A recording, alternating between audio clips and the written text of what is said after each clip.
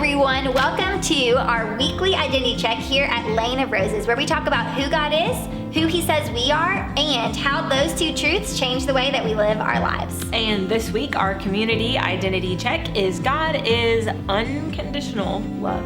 Yes, and we've been talking about that all month, and this is the last week that we're going to be talking about how God is unconditional love. So if you haven't checked out our collection page, you are definitely going to want to do that. Go to laneofroses.com/Come As You Are collection. And there's all kinds of fun free stuff and some things to purchase there as well. So if God is unconditional love, you are and I am secure in Him. That's right. So in light of these truths, you can also give unconditional love. And I love this because when the Sea of Galilee analogy that I love. So you can Google it.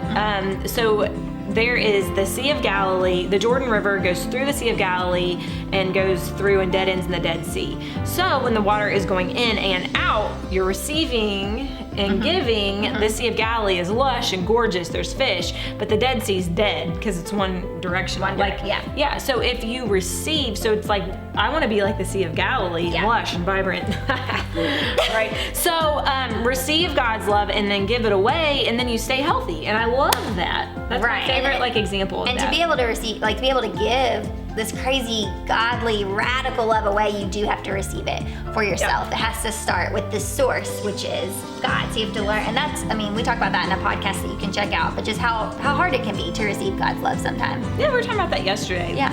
Just in general, and sometimes I'll be like, it's okay for me to give you love, but just don't be nice back or I'll feel uncomfortable. Yeah, but we have, if we are receiving. That's controlling, actually. Well, I can give it, but I can't take it. It's a balance. Yeah. So Satan and the enemy, the thorn, as we like to call him here at Lane of Roses, he wants you to feel really insecure in God's love. Just having lots of insecurities, not being able to receive God's love because you don't feel good enough or whatever it is.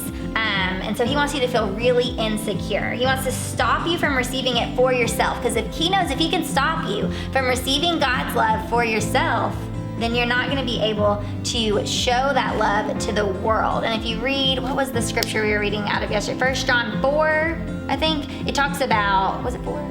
Maybe 2. Where it talks about how God's love can be expressed through us, but it starts with Him. It starts with Him as the source. What were we talking about? Oh my gosh. And so if we have the opportunity to show the world this crazy, radical, wonderful, godly love that is so attractive. God doesn't need our help to be attractive. He just is attractive. His love is attractive. And when we get to show that love to the world, they will be attracted to Jesus in us. And it can provide so many opportunities for us to tell others about who God is and who He says they are.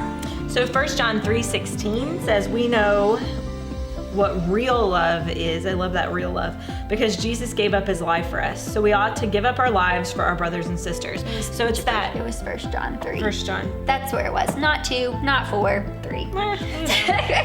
Pretty sure.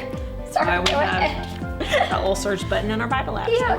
So I love this because it's that whole Dead Sea analogy thing. If you receive love and give love, that balance is healthy and good. And Jesus is real love. He gave up His life for us, pours into us so that we can pour into others. And so we can be secure because we're loved securely.